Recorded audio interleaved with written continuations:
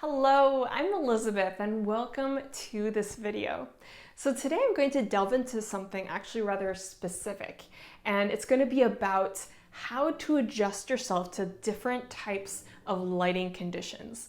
So specifically how to adjust yourself to a very different type of climate and just different color schemes. So I moved, as I mentioned in my previous video, that I moved from Washington State to Arizona. And of course, the climate in Arizona is vastly different from Washington State. Washington State is famous for being very overcast, very rainy, and just in general has very muted colors. Arizona is very bright, very sunny. You get really strong light and dark contrasts, and it's just entirely different. So it actually took a little bit of time to adjust myself to the different kind of climate, colors, and light that exists here, and to paint that took a little while to kind of get used to that.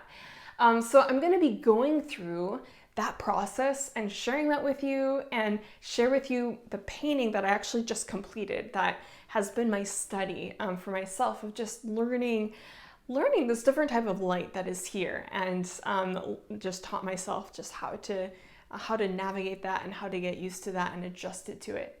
Now, this information will be really valuable to you if you ever want to travel to places and paint there, whether it's kind of do really elaborate paintings or just little sketches. This is very important because it's so common for us to impose the lighting situation and light structure and colors from our home or whatever kind of climate we're used to onto a new place. This is just very natural and normal to do. Now, I first became aware of this issue as a student when I was painting in Italy. My first summer in Italy, I was told by my instructor just how my painting, it looked like Seattle. The light, that of course it didn't look like Seattle, but the lighting of the painting, the colors, just everything about it, it was not Italy. And that opened my eyes to that. And of course, I was seeing, and just with my eyes, I could see, wow, it's much brighter, it's so different, I could see that. But it was different translating that to my paintings. And it wasn't just me, but quite a few other people who weren't native to a Mediterranean kind of light condition and climates.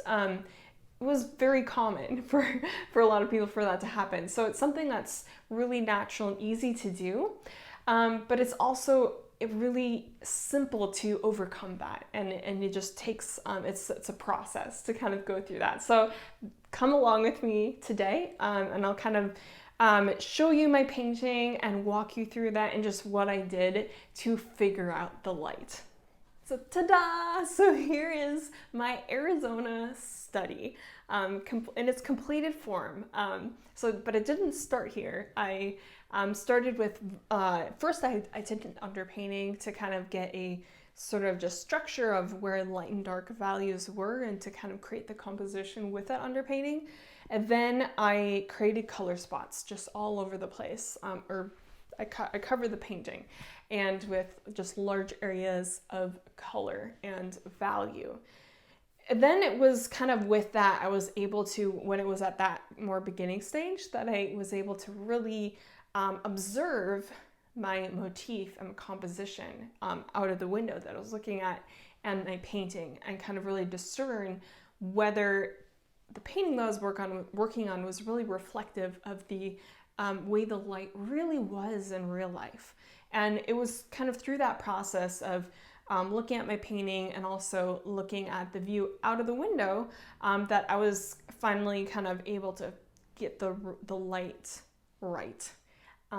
And so it was actually, I really deeply enjoyed this process. It was really fun because this is so different for me, the light and it being so strong and the colors being so bright. So it was very fun. But this process can be applied to kind of any type of climate, whether, let's say, you are used to a place that's really bright, but you are now painting in a place that is very moody, and it's more overcast, and it's very different. So these are things that no matter what, you can apply these elements. But I want to really bring you back and show you from the beginning just what this painting looked like, and just kind of bring you through that process so you can kind of visualize it. Now, as mentioned before, I started this painting just as an underpainting. I used yellow ochre mixed with burnt umber to kind of create this kind of underpainting here. And I had a toned ground, so I made an imprimatura to kind of break the whiteness of the canvas, and then on top of that I painted.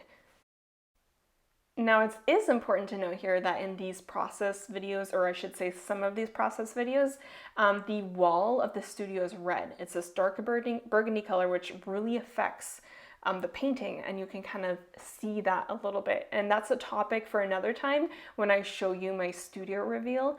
I'll be talking about that, how wall colors affect your painting and influence that. But for now, just you will notice just how the video of this painting process, you'll notice kind of that redness influence it. Now, jumping ahead here, you can see how the painting is still a bit too washed out. There's also not enough contrast at the light and dark values. And it's just a good example here, just how it's important to do the comparison that I spoke about earlier, where you compare your painting to your subject matter kind of continually from the beginning. Because then you can kind of make those adjustments right from the beginning, and you don't need to kind of go back and fix those things. So here I have made some adjustments. I've pushed the color in some areas. I'm also darkening that mountain area because it was far too washed out. It needed a little bit more contrast. It was kind of just disappearing into the sky and didn't have much kind of structure to it. So you can kind of see how painting with these large spots of colors, as I've done, just making these really simple, big areas of color, make it very easy to work back into your painting and adjust things. And it's not very scary to adjust it either, because I didn't necessarily spend a lot of time kind of going into detail with an area. That's why it's so important to not focus on detail at all in the beginning. You want to really focus on the large, big areas of color and value, and that's what I've done here. And that also makes it very easy and simple for me to work back into the painting and adjust it and fix it. Now here's me nearing the end of my rather rough color sketch here. And again, it's been very simple and easy to really work into the painting. I'm not concerning myself too much with details at all. And it doesn't mean that you can't work into details. You can really kind of dig into things, but it's important to build a solid foundation for yourself that's built on just the values being accurate and correct, and also the brightness levels of your colors really working well, and the way that you want them to be working together. Now here's the painting in its completed form. So you saw just the whole process of how it started in its infancy and developed from there, and I thought it would be helpful to kind of see it a little bit more up close here in the video, and how it kind of transforms from really basic areas of color, and how you can really push that and actually get into a lot more detail from that. Just because you start something with large swaths of color does not at all mean that you can't get into kind of more nitty-gritty details. I did not really mean for this video to become a tutorial of sorts, but I thought that would just be really helpful for you to see just the process of this, and how I kind of just thought through that whole aspect of figuring out the light and just the different colors that are here, and just kind of to get an inside look of just the development of the painting. I've been very excited to share this painting with you, because in a way it feels like the start of something new for me. I'm in this very different place and kind of completing this study of the kind of the landscape outside of my window in this new area, learning the light and figuring that out. It's really fun, and I'm really looking forward to just the paintings that are ahead, and I'm also excited about the new studio space, and I'm really looking forward to sharing that with you. It's almost done. I have a few more things that I'm adding to the studio. I just ordered something that I'm really excited to share, and it's something I've never seen anyone else use.